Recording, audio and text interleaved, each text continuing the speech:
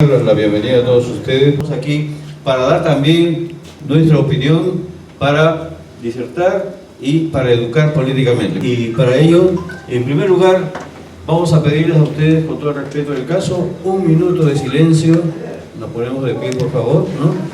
Por todos los compañeros, por todos los vecinos, por todos los peruanos que han muerto al calor de la lucha social.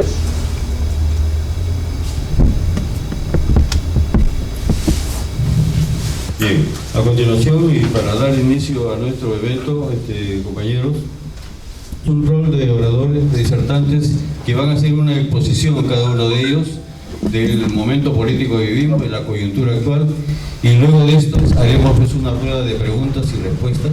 Tenemos aquí la presencia del compañero Carlos Zavala para dar su disertación. Él es abogado, miembro titular del Comité de Ética y Disciplina del Partido Juntos por el Perú. Adelante, compañero.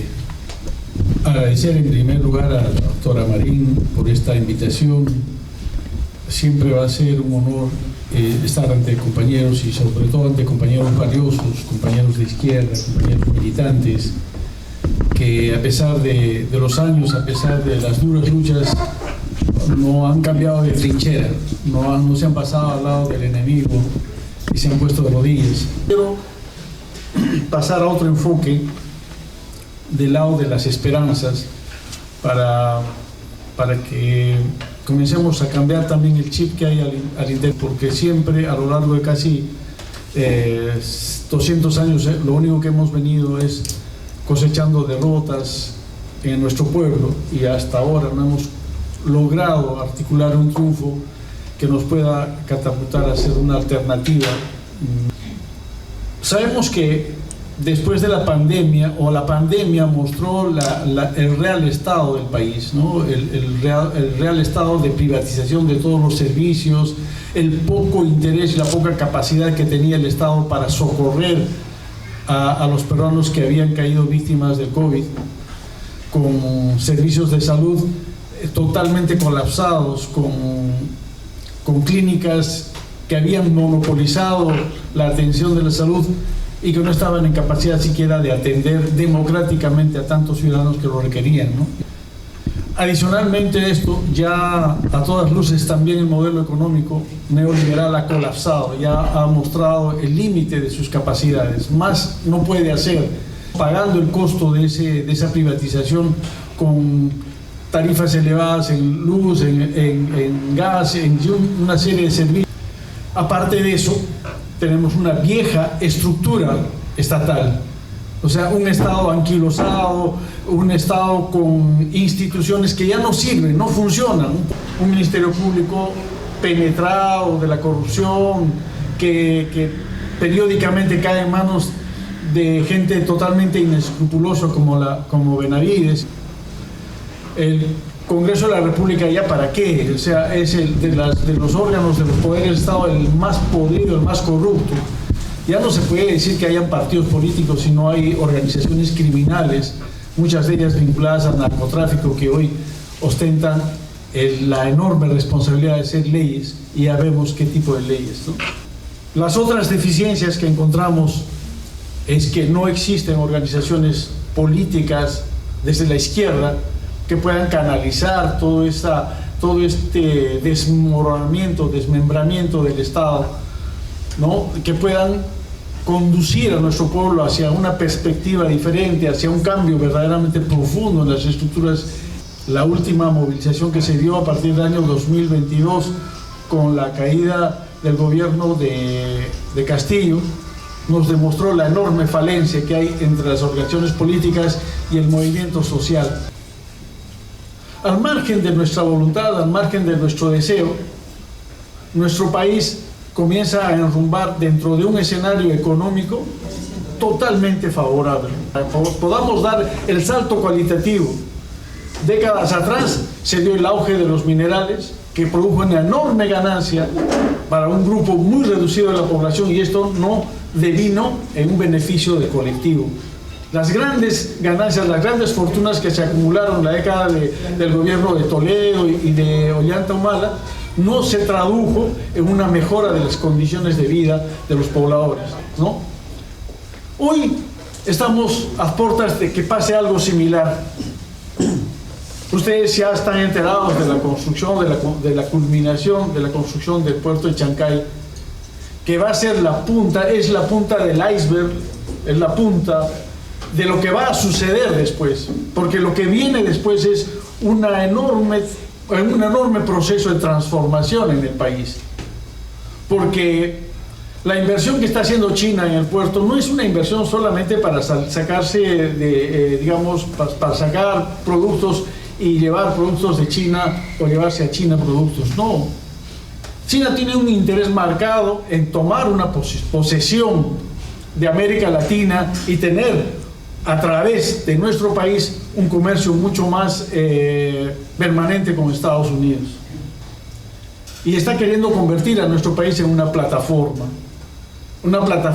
que va no solamente a concluir con la construcción del puerto de Chancay, sino también de una infraestructura industrial y productiva que va a hacer que nuestro país se convierta en un centro fabril de producción de vehículos eléctricos, de vehículos de transporte público, en fin. Hace unos cuantos meses, Estados Unidos ha cerrado el mercado norteamericano para todos los vehículos eléctricos chinos, solamente para poner un ejemplo. Entonces China ya no puede entrar directamente al mercado norteamericano. Entonces, ¿qué es lo que están pensando? Ya lo habían pensado hace mucho tiempo, pero ¿qué es lo que están pensando? Ensamblar los vehículos acá, con lo que va a generar una muy buena cantidad de mano de obra. Ensamblar los vehículos acá, ponerles hecho en Perú o made in Perú y meterlos a Estados Unidos a través de nuestro Tratado de Libre Comercio. Chancay se convierte en la puerta de entrada a los capitales chinos y la puerta de salida de todos los productos que Latinoamérica pueda llevar al continente asiático. Eso significa que nos pone a nosotros en la cúspide de importancia y trascendencia. Ustedes han visto por la televisión el enorme despliegue que han hecho los chinos para recepcionar a la usurpadora. Eso lo hacen solamente con los presidentes a los cuales quiere de alguna manera darles un alto, digamos, una gran importancia. Es por eso que en esta perspectiva, seguramente en los años que vengan, va a generar un enorme movimiento económico, va a generar un enorme despliegue de mano de obra, pero también va a generar una enorme acumulación de dinero, de riqueza en pocas manos. De ahí la importancia es que si tenemos un país colapsado, si tenemos un país que en su estructura estatal ya no sirve para nada, o sea, no funciona, está podrido hasta el tuétano en corrupción. Desde la izquierda, ¿qué pretendemos? Vamos a enfrentar esta realidad que se va a presentar con nosotros, con nuestra voluntad o sin ella. Pero ¿qué pasa si encuentra a un país sumergido en la corrupción? Lo que van a hacer los chinos es sacar el mayor provecho posible, la mayor cantidad de beneficios y de ganancias que pueda obtener, no importa si el gobierno es corrupto, porque entrarán los chinos dentro de esa lógica de corrupción. Y obviamente el país no se va a beneficiar absolutamente en nada. Pero si cambiamos las cosas, si desde la izquierda, desde el movimiento progresista, nacionalista, revertimos la torta, convertimos al país en un verdadero país soberano, democrático, nacionalista, si establecemos nuevas reglas, una nueva constitución política, entonces podremos estar en condiciones de negociar en mejores términos, no solamente con China. Ese es el escenario que se viene. Un enorme escenario que ni siquiera teníamos previsto, nadie lo tenía previsto, nadie lo había visto ni siquiera en corto plazo, pero que el puerto de Chancay comenzó a visibilizar. Entonces, esa es la perspectiva, ese es el panorama que tenemos de aquí a 5, 10, 15 años. Pero, ¿qué hacemos frente a eso?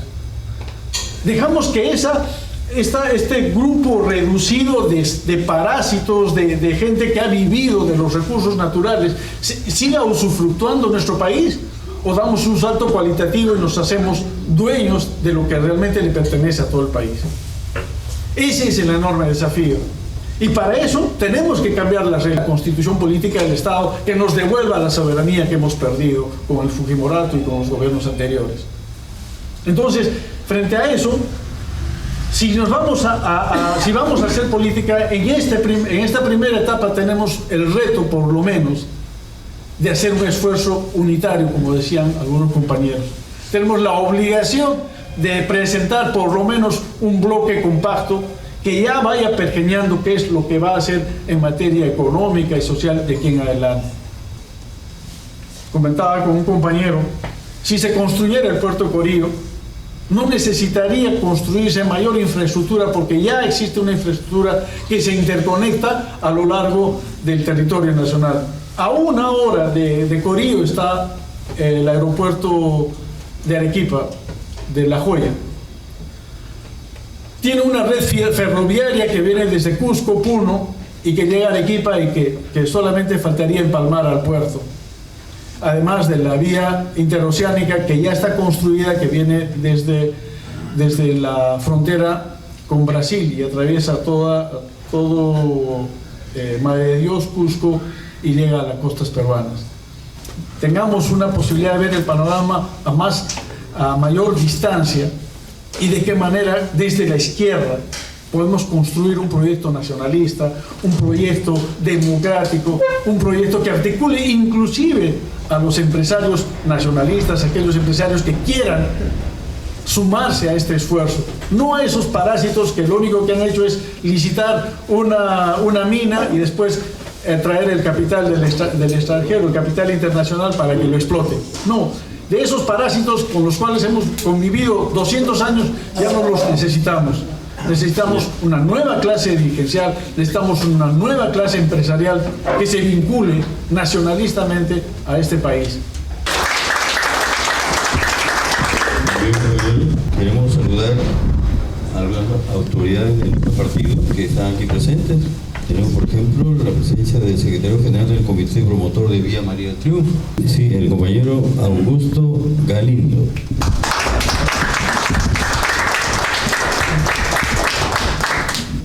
Máximo Silvio. También saludamos a Martín Quirós, dirigente de Juntos por el Perú de Magdalena. Un aplauso. Bueno, seguidamente tenemos la exposición de la doctora Janet Marín Rivera, secretaria de Organización de Lima Metropolitana de Juntos por el Perú, abogada y defensora de los derechos humanos. Queridos amigos, vecinos, dirigentes vecinales, políticos, que cada uno de ustedes son una personalidad, compañeros. Está con nosotros Sumahualta, representante del arte popular. Y también está, por ejemplo, nuestra hermana Alba María, también representante, cantante, por favor, de San Juan de Miraflores, en Orgullo. Está con nosotros la licenciada Juliana Zapata Benítez, secretaria general del Sindicato de Salud de Fiori, San Martín de Porres, por favor, licenciada, muchísimas gracias por acompañarnos. También está con nosotros un dirigente vecinal de muy larga data, el compañero dirigente vecinal del asentamiento humano Viña del Sur, de Nueva Rinconada, James Tanchiva. Compañero, por favor, póngase. Muchísimas gracias. La compañera Juana Pacheco, dirigente magisterial, directora del Instituto Pedagógico Nueva Esperanza de Villa El Salvador y Villa María, en el límite, ha estado con nosotros en la espera. Tiene muchas responsabilidades, la compañera está haciendo maestría, doctorado al mismo tiempo, entonces ha tenido que retirarse. Yo les pido, por favor, porque sé que Juanita va a escuchar este aplauso de ustedes, que le regalemos un aplauso y un reconocimiento a la compañera Juana Pacheco, porque y los compañeros de Nueva Rinconada, es bueno que lo sepan, aquí están hermanas, como nuestra hermana María Numa, dirigente de la Olla Común, Viñas del Sur también, por favor compañera, póngase usted de pie para que la conozcan. En Nueva Rinconada hemos hecho mucho trabajo con las ollas comunes y uno de los trabajos que hemos hecho son las mañanas lúdicas, y esas mañanas lúdicas han sido en coordinación con ella. 50 pedagogos haciendo un trabajo de motricidad fina, gruesa, con niños. Entonces, compañeros, el compañero Carlos Abarca dedicó parte de su exposición al tema de China, digamos, al trabajo o al manejo económico de China y sus negocios y los negocios que tiene en los países del primer o del tercer mundo como nosotros. Pero digamos lo siguiente, que China, siendo un partido comunista, no ha hecho más que cumplir esa promesa, ese proyecto que se hizo, que después de 100 años iba a ser potencia mundial. En ese camino faltan todavía 20 años para que China cumpla su promesa. Entonces vemos que aquellas tesis planteadas entonces por el Partido Comunista China, por un partido comunista, no era pues sinónimo de pobreza, como nos quieren vender permanentemente, ¿no? Bajo una planificación de una inversión de capital, una economía capitalista, pero manejada por el Estado, que es lo que nosotros también nos planteamos acá. Pero cuando se habla del Estado como inversor en la economía, entonces se dice de que eso es paternalismo y que hay que permitir que la economía sea, digamos, más ágil, más fresca, y que solamente el capital de privados son los que van a salvar nuestra economía. Es importante mencionar que el 19 de julio del año 77, ¿no? Es una fecha histórica, y fue la fecha en la que ciudadanos, amas de casa, estudiantes de secundaria, de primaria, taxistas, sindicalistas salieron a las calles para hacer el gran paro nacional del 19 de julio. Y es una fecha histórica porque toda la gente que salió, ¿qué cosa hacía? ¿A quién se oponía? Se oponía al gobierno dictatorial del general Morales Bermúdez. ¿Y qué hizo antes Morales Bermúdez? El año 74, ¿no? Le hizo un golpe soterrado a Velasco Alvarado. Le dijo a la gente que iba a ser la segunda fase de la revolución, ¿no es cierto?, velasquista, cuando en realidad lo estaba sacando del camino. ¿Quién fue Velasco Alvarado? ¿Qué hizo Velasco Alvarado? Hizo reformas en preocupación a lo que pasaba en ese momento en el país. Se preocupó por la reforma educativa y cambiar la educación, alfabetizar a la gente. Miren después de cuántos años cómo estamos. ¿Habremos avanzado o habremos retrocedido? ¿Qué otra cosa hizo? La reforma agraria. ¿Qué cosa le faltó a la reforma agraria? Simplemente capacitar a la gente para que esté preparada y administrar esas tierras que le estaban dando en las manos. Pero en sí misma la reforma agraria no era negativa. Entonces, todo eso que planteaba Velasco Alvarado fue cortado por Morales Bermúdez, ¿no es cierto? Y los dirigentes sindicales y la gente, las amas de casa, taxistas, escolares que salían a marchar. ¿Y por qué los escolares salían a marchar en ese entonces y ahora no? ¿Por qué los universitarios salían en ese entonces y ahora no? No es un tema de moda, compañeros. Es un tema que estamos viviendo el resultado de ese plan siniestro y macabro del neoliberalismo. ¿Para qué? Para hacer ignorante a la gente. Y hoy día tenemos que convencer a la gente, tenemos que persuadirla. ¿Por qué? Porque esa organización que había en ese entonces, el año 77, ¿qué le pasó? ¿Cuál fue el gran resultado de ese gran paro? El desmantelamiento del movimiento sindical, despidiendo a más de 5.000 sindicalistas, dirigentes sindicales despedidos. ¿Y por qué se les sacó? No solamente era por un castigo, porque me caíste mal, lo que has hecho y te saco. Fue la forma perfecta de desmantelar la organización y que la gente no pueda acordar y movilizarse. Entonces empezaron a apostar, ya había esos planes de los independientes, pero había mucha gente concientizada Entonces había que hacer todo un trabajo. Y todo ese trabajo desde entonces se hizo hasta que cuando se asiente el neoliberalismo con Alberto Fujimori. ¿Y qué hace Alberto Fujimori? Tiene que hacer un golpe, haciendo lo que dijo que no iba a hacer y planteando e imponiendo una constitución que ahora dice, y ustedes díganme si pueden creerlo, que todos estaban de acuerdo en la constituyente. Eso era el resultado del acuerdo y del consenso de todos. Gran mentira. Tuvieron que amenazar a la gente, ¿no? Y todos se acordarán de los diarios Chicha, donde sicariaban, mataban a la gente en su dignidad. La gente tenía que esconderse porque cualquier situación que los mancille, que mancille su imagen, era expuesta en los diarios. Y así se repartieron los fajos y fajos de dinero. Y así se coparon, ¿qué? Los poderes del Estado. Principalmente, ¿cuál? Poder legislativo, poder judicial. El poder judicial infestado, negociando ahí el señor Vladimiro Montesinos. Entonces, compañeros, ¿qué hemos conseguido? Hemos perdido la capacidad de pensar. Hay que decirlo reflexivamente. Nuestros hijos ya peor. Los chicos que están viendo, no vamos a repetir porque es ocioso, que esto es guerra y etcétera. Pero no hay esa preocupación porque no hay conciencia. Entonces, en medio de eso estamos nadando.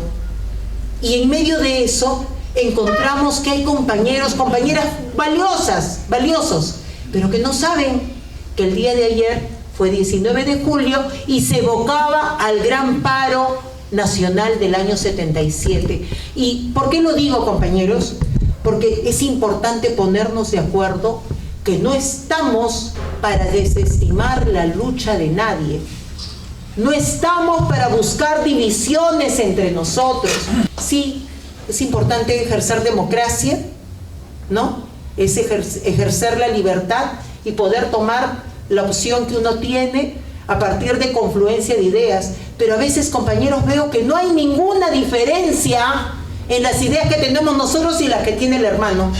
Después de todas estas protestas, es que en este país se ha instalado una política de odio, de clase, que la clase es la plata, quién tiene menos y quién tiene más, y de raza, hermanos. Y cuando hablamos de raza, algunos dicen, Janet no es de raza, porque si no Toledo no hubiera sido presidente, o Ollanta no es gringo, tampoco hubiera sido presidente, ¿no? Pero ¿cuál es el tema acá, compañeros? Que no les va a importar tu raza, no les va a importar nuestra choledad, nuestra serranía, nuestros orígenes, si estamos subordinados a ellos. Ahí no les importa, pero revélate, uy, te sacan el dejo, el acento, y no tienen el menor reparo en expresar el asco que sienten por nosotros. Y hay que decirlo. ¿O no se acuerdan el año pasado cuando salían estas chicas que representan a todo este poder? ¿No se acuerdan lo que salían diciendo cuando veían la huifala? Decían cholos de M, que huifala, ni terrucos de... Así nos ven. Ayer, o el 30 de junio, fueron 4 hermanos que fueron detenidos por una pinta que decía 28 de julio, movilización, empílate. Y ahora, este año, el 30 de junio, fueron arrinconados a la pared y detenidos y les doblaron la mano y todo, y se pasaron ahí más de 24 horas. Pero en otro momento, compañeros, eso no va a pasar ya. En otro momento van a poner a las 4 personas y les van a dar un tiro en la cabeza. Eso es lo que va a pasar. Porque así están cambiando las normas. Porque antes te podían detener si había un mandato judicial o si estabas en flagrancia de un delito. Todos lo sabemos. No hay que ser abogado. Así dice la Constitución. Ahora te pueden detener porque te ven sospechoso. Tú me pareces sospechoso y te voy a llevar para verificar tus datos. Entonces te llevo. Esa es la realidad.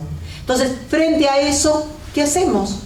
O frente a eso también, ¿cuál es el otro tema que hablan de la libertad y de la prensa? Libertad para la prensa convencional, para la prensa que dice lo que quieren, para la prensa que no saca todo lo que hemos pasado en la defensa a los hermanos, o solamente cuando les interesa, porque por ejemplo el hermano Kenty Aguirre, compañero docente de la Católica, detenido el año pasado, golpeado, tirado al piso, no pensaron que era quien era.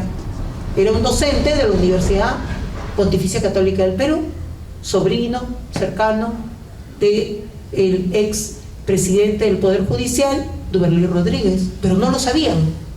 Entonces ahí le pasó todo eso. Pero cuando se dieron cuenta de quién era, entonces toda la prensa vino, Canal 2, Canal 4, Canal 5, todos querían entrevistarme. ¿Cómo fue? Preocupados, la libertad. Se ha recortado la libertad. Pero es intervenida una representante de la prensa alternativa y ahí, no importa. Que la peguen, que le digan, el otro le dice terrorista a toda la gente, y entonces ahí la policía no escucha, pero si tú le dices a alguien que es cercano a ellos, ahí sí. Entonces, frente a eso, compañeros, con todos nuestros matices, tenemos que mirarnos, acercarnos, escucharnos, y si estamos dentro de un espacio donde legítimamente estamos activando, porque lo hemos decidido, porque hay coincidencias, acercamientos, afectos, es nuestro deber, porque mañana más tarde a esta compañera de la prensa alternativa o a estos compañeros no los van a detener y los van a tener así, no. ¿Qué cosa va a pasar? Mismas comisarías donde estuvieron detenidos hermanos el año pasado, en mes de marzo, junio, un hermano de Puno, torturado, sin que nadie sepa dónde estaba. Cuando lo sueltan, lo encuentran, la familia lo que hace es llevárselo a su casa. 15 días después muere. Eso, compañeros, pasa con uno, con otro, pero ya no va a pasar así como aisladamente, va a ser recurrente, se va a normalizar. Miren lo que vive el hermano país de Palestina. Pareciera mentira. Ustedes pudieran creer que nos caiga una bomba ahorita en este momento y esto destrozado y así sale. Eso es lo que está viviendo allá, porque se ha permitido, porque hay este consenso para permitir dentro de estas fuerzas económicas que dirigen los hilos de la economía del mundo. Compañeros, me quedo con esta primera exposición. Están con nosotros hermanos que representan esta represión aquí hoy día acompañándonos. Yo le quiero pedir que tome la palabra nuestro compañero Joselu, más conocido como Joselu, detenido, uno de los 4 detenidos que he narrado hace un momento, el 30 de junio. Joselu, por favor, ponte de pie. Es un compañero de lucha de la Plaza San Martín, de las calles. Muchas gracias, nosotros. Y también está con nosotros en este otro episodio que he narrado, una representante de la prensa alternativa del grupo de Quinto Poder, que fue una de las víctimas de esta represión detenida, la compañera Ana Castro. Compañera Ana, muchas gracias por acompañarnos hoy día. Muchas gracias. Tenemos a continuación ya la presencia y la palabra del compañero Saúl Arbacanqui, economista, miembro de la Comisión Política y miembro del CEN de nuestro partido Juntos por el Perú. Empiezo por lo último. En cuanto a, hacía referencia a la compañera Janet. Efectivamente, en este fin de semana hay un mensaje por parte de Amnistía Internacional al presente régimen y denunciando las violaciones por derechos humanos y que la señora Dina Boluarte debería efectivamente purgar prisión por los delitos de lesa humanidad. Eso, por supuesto, ha sido, digamos, impedido. El Congreso la ha blindado. Eso no ha pasado. Entonces, en cualquier país democrático, digamos, en términos de democracia representativa, de Estado de Derecho, lógicamente sería acusada Dina Boluarte, ¿no es cierto? Y sometida a prisión. Pero eso no está pasando. Pero con seguridad compañeros, amigos, vecinos, Dina Boluarte va a ser condenada. Y los defensores de los derechos humanos, entre ellos la compañera Yané Marín, que he contado más o menos suman cerca del centenar de defensas a los presos, entre otros abogados, pero ella tiene más o menos un centenar, debería ser premiada en un futuro gobierno como una defensora. ¿Qué relación hay entre el Congreso y el gobierno? Entonces, un poco quería, empezando por ahí, señalar lo siguiente, compañeros, amigos, vecinos. En el país, desde el 7 de diciembre del 2022, lo que se ha producido en nuestro país es un reajuste del modelo a fin de profundizar, revalorar, reinventar el modelo de economía y de sociedad, ¿no es cierto? Entonces, supuestamente abrir un nuevo ciclo de expansión económica, un nuevo ciclo de crecimiento, eso es lo que supuestamente se ha pretendido, pero ¿ha habido algo de eso? En absoluto. Lo que hay es una recesión que ha sido negada durante desde el 2022, 23 ha sido negada, al final han aceptado que hay una recesión. Este gobierno, en realidad, simplemente lo que está tratando de hacer y de decir es administrar una crisis. Se superponen tres crisis, vecinos, amigos, ¿no? Una crisis política, ¿no?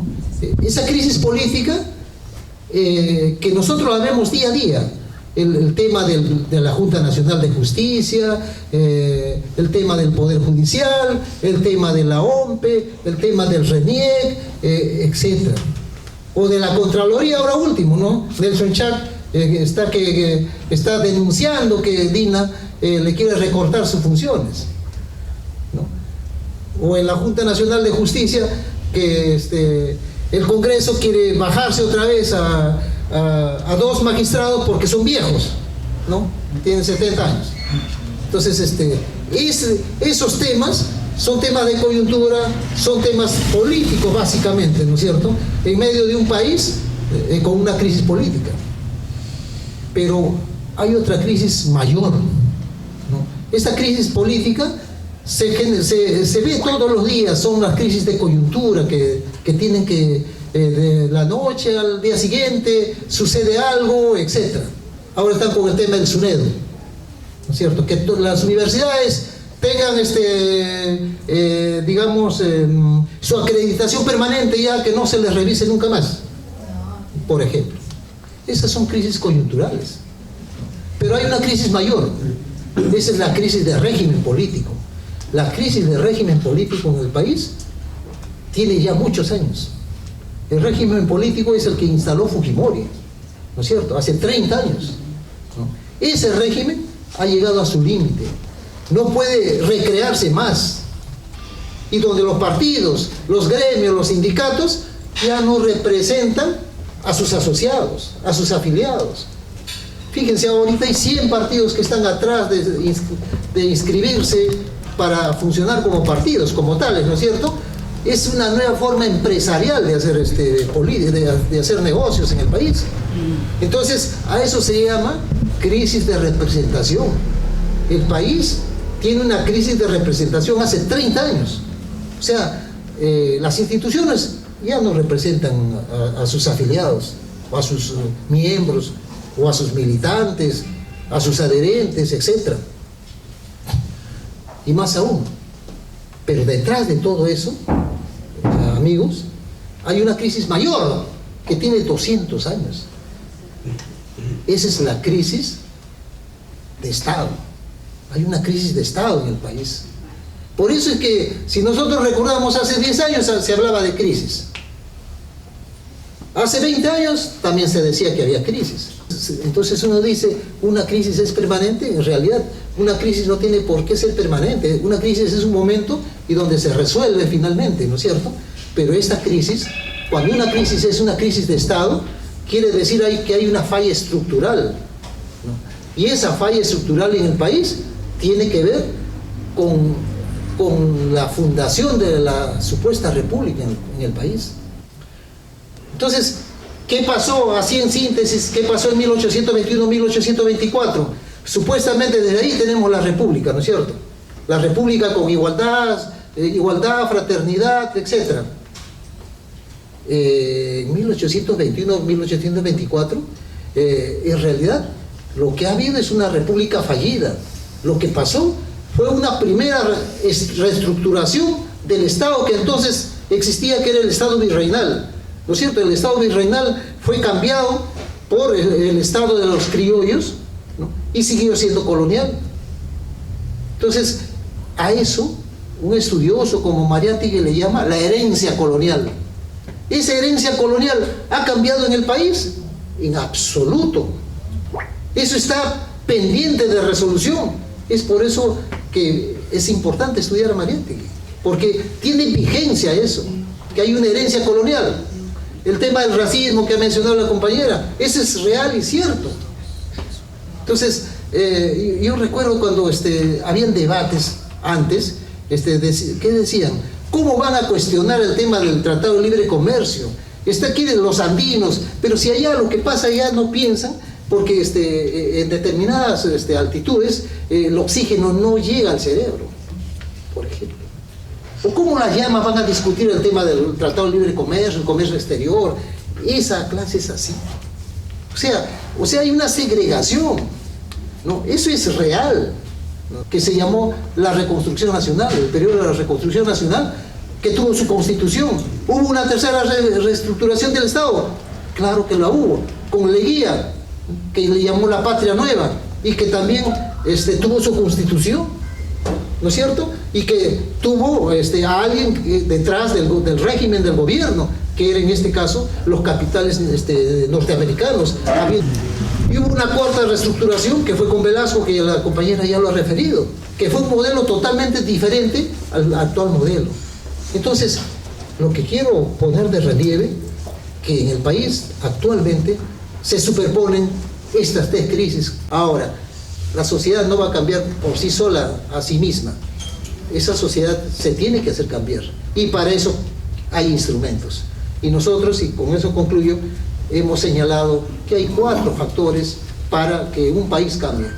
Un factor es que al pueblo tienes que decirle: este es mi programa, y ese programa es lo que quiere la gente ahora. Otro factor es que nosotros tenemos que ir todos en absoluto, contemplar y ver y actuar en función de lo que la gente quiere. Eso se llama una línea de masas. ¿Y quién va a dirigir todo eso? El partido político. Necesitamos como instrumento, como medio, pero además el partido, la organización política solo no va a hacer nada. Tiene que juntarse con sus primos hermanos, con los sindicatos, otros partidos que piensan como ellos, y hacer un ente capaz de precisamente generar todos esos factores. El que te habla, mi papá siempre ha sido izquierdista, y llevo en el corazón: izquierdista no es terrorista, izquierdista no es una persona mala, izquierdista piensa lo bueno. ¿Para qué? Para que un desarrollo de un país. Y verdaderamente, vecinos, dirigentes, luchemos por un pueblo que nos necesita. Sí, Gildo Villanueva Vázquez, de Panamericana Sur, margen derecha, San Juan de Miraflores. Algunos de los combatientes, compañeros, saben que estamos en la lucha hace muchos años. Somos dirigentes que venimos trabajando por nuestras comunidades hace muchos años. En estos momentos se ha ejecutado en parte una obra de más de 4 millones de la Avenida del Parque, que más de 10 años de gestión se ha logrado con nuestros vecinos, con la Comisión de Obras. Desgraciadamente, compañeros, ha entrado un delincuente como Mendieta y su banda. Entonces, han hecho todo lo posible solamente para trabajar con los sindicalistas, o sea, con el sindicato. Que a los chicos de los sindicatos lo han chantajeado con unos centavitos, y así lo han tenido trabajando. No han trabajado con los vecinos, no han trabajado con los que necesitan trabajar, y la Comisión de Obras no nos han reconocido ni siquiera el solcito del valor del expediente técnico. Estamos en un país salvaje donde las políticas prácticamente lo manejan los malos empresarios. Estamos viendo cómo nuestros mineros están sufriendo, nuestros ríos están viniendo contaminados, la agricultura está de espaldas. No les interesa la agricultura a la clase empresarial. A ellos no les interesa nuestra papa de tercera, de segunda, de primera, no les interesa. A ellos les interesa el producto traído del extranjero, porque ahí ganan más y te ponen en la mesa, pero también 10 veces más el costo. Entonces es el momento de la unidad, es el momento de todos estar de la mano, darnos la mano todos. De repente el que necesita más, el que necesita menos, porque tenemos que cambiar este régimen. Tenemos que luchar por una nueva constituyente. En estos momentos, ayer hemos estado en la movilización, no todo el pueblo habrá salido, pero los que hemos estado, estamos listos, compañeros, para una nueva constituyente. Yo entiendo que el régimen actual es gobernado por el Congreso de la República del Perú. Todo lo demás poder viene a ser una ventanilla de servicio, como el régimen Dina Boluarte o Boluarte, y también Tribunal Constitucional, Defensoría del Pueblo y otras que, ¿no es cierto?, finalmente son parte del régimen en estos momentos. Por otro lado, se habla de la economía. La economía, efectivamente, ya dijeron que está en una recesión, más que la inflación. Recuerdo con el profesor Pedro Castillo el menú costaba 6 soles, ahora cuesta 12 soles hasta 14 soles. Ahí nomás. Ahora las madres que van al mercado, entiendo que irán con 50 soles y alcanzará el mercado la compra. Este gobierno, Dina Boluarte, ¿no es cierto?, quienes se nos están empeñando, no solamente con la deuda externa, sino nuestras materias primas. El famoso contrato que ustedes saben perfectamente, está por 40 años con gracias a esta Constitución Política 93, que ya dijeron también los compañeros que están al frente. Si hablamos de la economía, también hablaremos de las deudas tributarias de 100 empresas que no pagan. Una pequeña bodega que no paga, inmediatamente amenaza con el embargo y te aplica una UIT 5.150 soles. Así estamos en este país, pero sin embargo los grandes millonarios que contribuyen millones sobre millones, mineras, bancas, etcétera, etcétera, no pagan, no pasa nada con SUNAT. Eso es por un lado. Por otro lado, gracias a Fujimori se ha creado las universidades particulares y colegios particulares. Y las universidades particulares se han convertido en un negocio. Y cuando salen profesionales, en vez de ser competentes, son mediocres. Creo que la solución está en la educación. Una educación con un presupuesto 12-13%, con una educación donde la currícula de las universidades tienen que ser de nivel y de los colegios nivel, con una infraestructura completa, adecuada. Creo que la mejor alternativa será la educación, pero para eso dependerá mucho de nuestras futuras autoridades. Y me he dedicado más de 60 años de la vida de lucha social, y nunca me he cambiado de partido. Yo vivo problema del Partido Comunista Peruano, ¿no? Y me da la autoridad para enseñar ciertas cosas. Lo que dijo el compañero Martín es cierto, que se ha hecho un diagnóstico, ¿no? Y ese diagnóstico específicamente se viene diciendo igual, ¿no? La misma cosa, solamente que se cambia, la terminología nomás se cambia, ¿no? Un poco sofisticado. Y la esperanza es lo que acaba de conversar con el señor abogado, cuando dice, la educación pasa por... No, la educación no pasa porque hay que poner un buen salario al profesor, o hay que poner una infraestructura de oro, no. La educación pasa por un cambio del sistema educativo, que eso es lo que nadie se preocupa. Y muchos hablamos, no, diagnosticamos la pobreza, no sé, esto, pero no sabemos distinguir entre qué es el enemigo fundamental y el enemigo principal. Hoy por hoy en el Perú, en toda Latinoamérica, el enemigo principal es el imperialismo norteamericano, y está aliado a los europeos. ¿Por qué? Porque estas empresas no solamente son industrias como extractivistas, sino la peor industria criminal, que es la industria del narcotráfico. Si realmente somos de izquierda, compañeros, tenemos que ser claros y concretos, y no hay que engañar al pueblo. La única alternativa para salir de esta crisis, compañeros, es cuando nosotros desde abajo organicemos. El único gobierno que históricamente que hubo en el Perú, compañeros, que de una manera reformista es el de Juan Velasco Alvarado.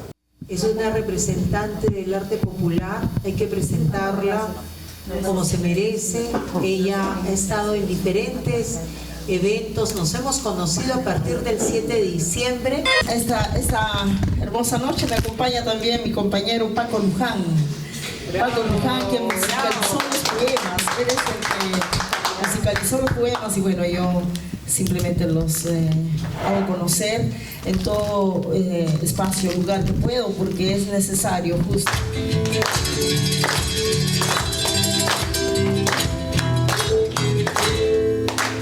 Al fin de la batalla y muerto el combatiente, iba hacia él un hombre y le dijo: no mueras, te amo tanto.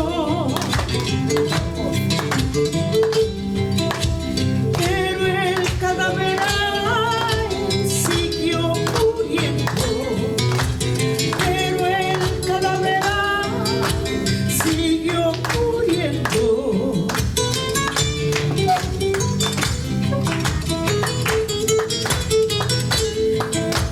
Se le acercaron dos y repitieronle: no nos dejes, valor, vuelve a la vida.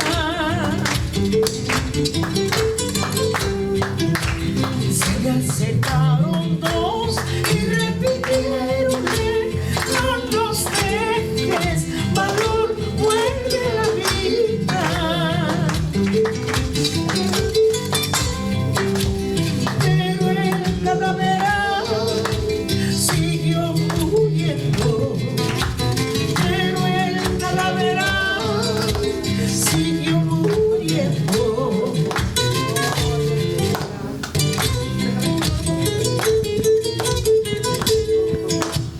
Se le acercaron 20, 100, 1000, 500.000, clamando tanto amor que no poder nada contra la muerte.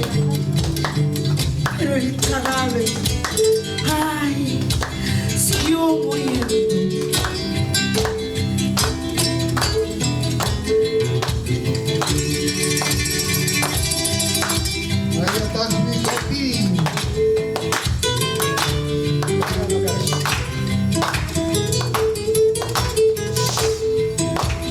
Me rodearon millones de individuos como un ruego común. Quédate, hermano.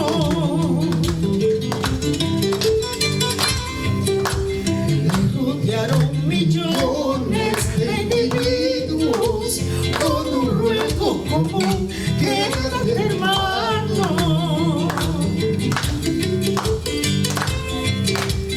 Pero el cadáver siguió muriendo. Pero el cadáver siguió muriendo.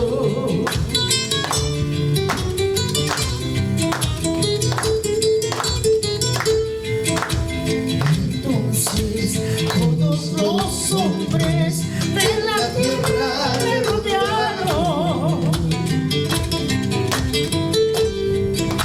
Entonces todos los hombres de la tierra le rodearon.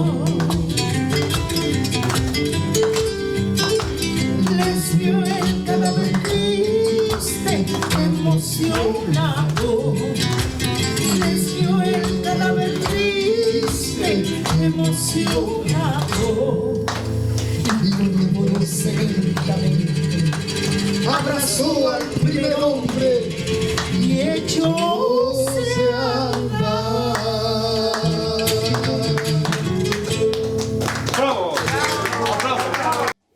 Este tipo de evento tiene de gran importancia porque hay muchos profesionales que comparten su conocimiento, ¿no? Muchos que no sabemos, ignoramos en algunos aspectos. Cada uno somos profesionales en lo que hacemos nosotros, ¿no? Quiero dar la sugerencia a nuestra amiga, a nuestra hermana Yanecita, que este tipo de evento sea más extenso a través de las redes sociales, invitar a ciudadanos común y corriente y también invitar a todos los hermanos que están conectados en las redes, compartir este tipo de eventos que es de suma importancia, porque un ciudadano que no está conociendo estos tipos de cosas que están pasando en nuestro país no va a ser consciente.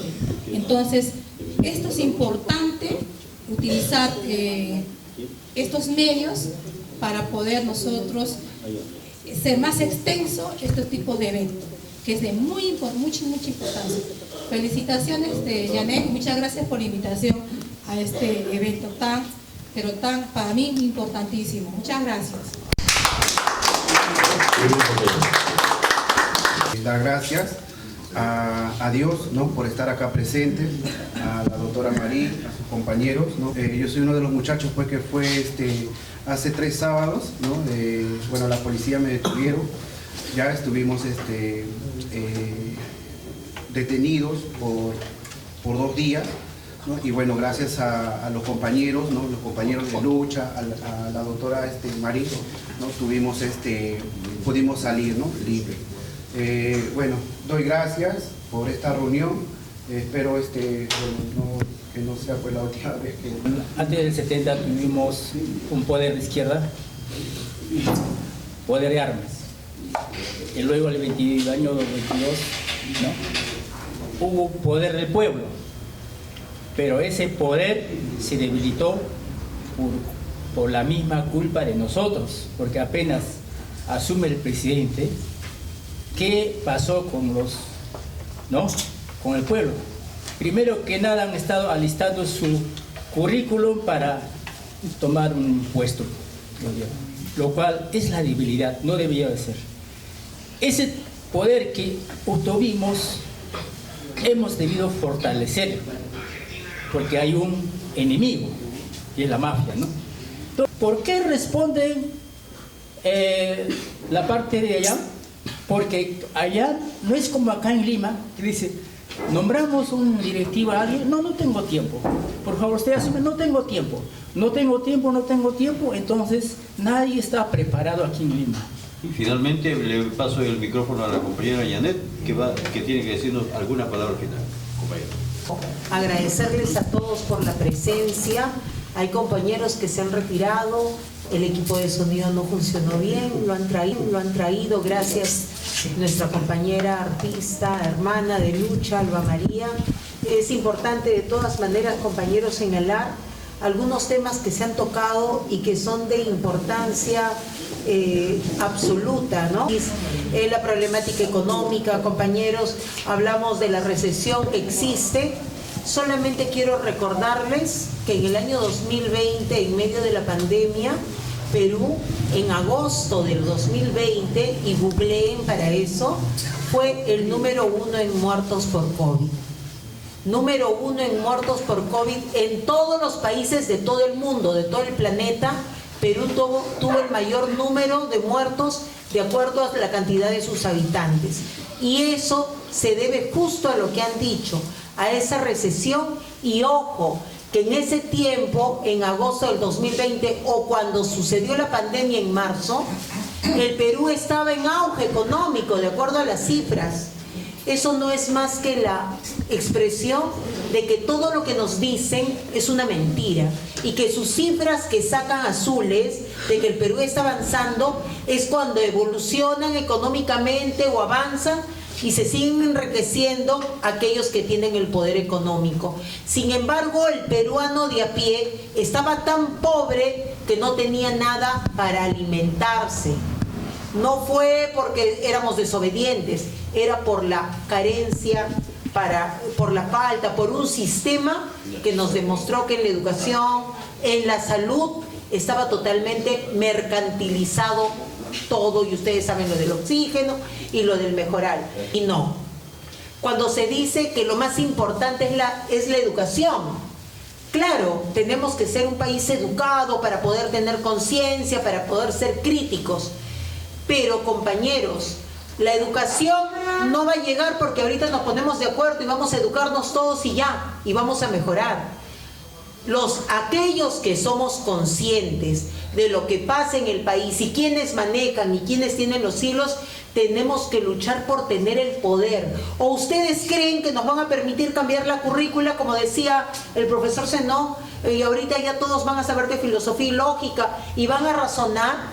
No nos van a permitir estudiar, nos están sesgando la posibilidad de entender.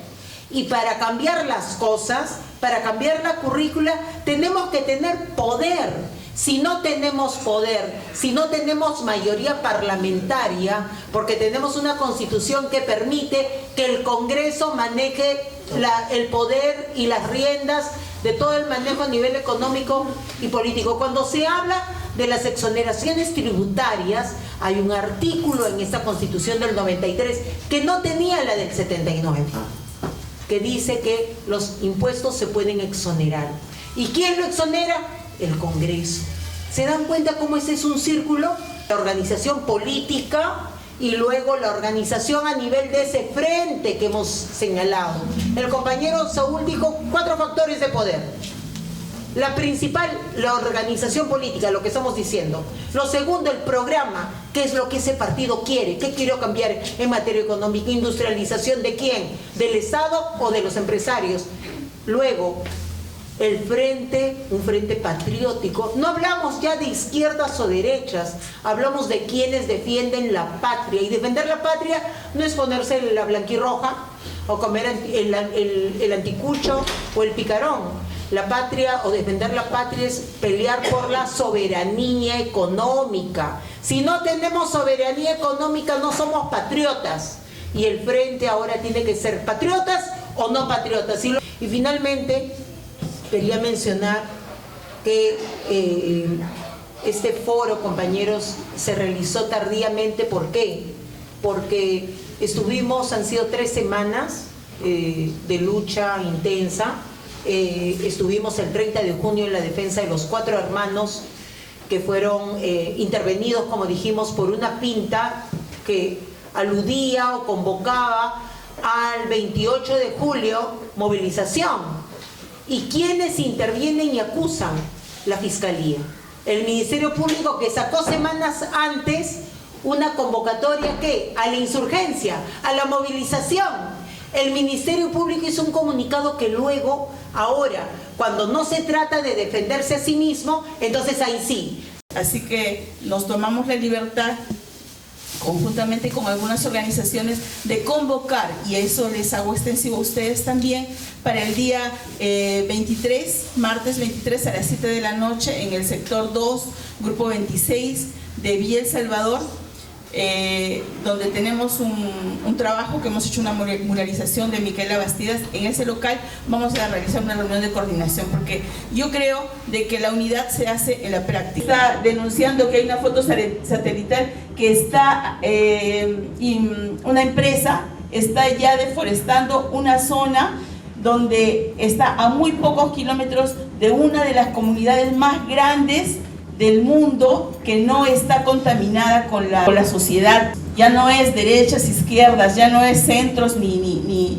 nada por el estilo, sino luchamos por la vida, luchamos por el agua, luchamos por el aire, luchamos por nuestro suelo. Esta canción es prácticamente un himno allá. Hablamos del hermano país de Nicaragua, país que en este momento no tiene embajada acá en Perú, por acción, por obra y gracia de precisamente este gobierno que es usurpador.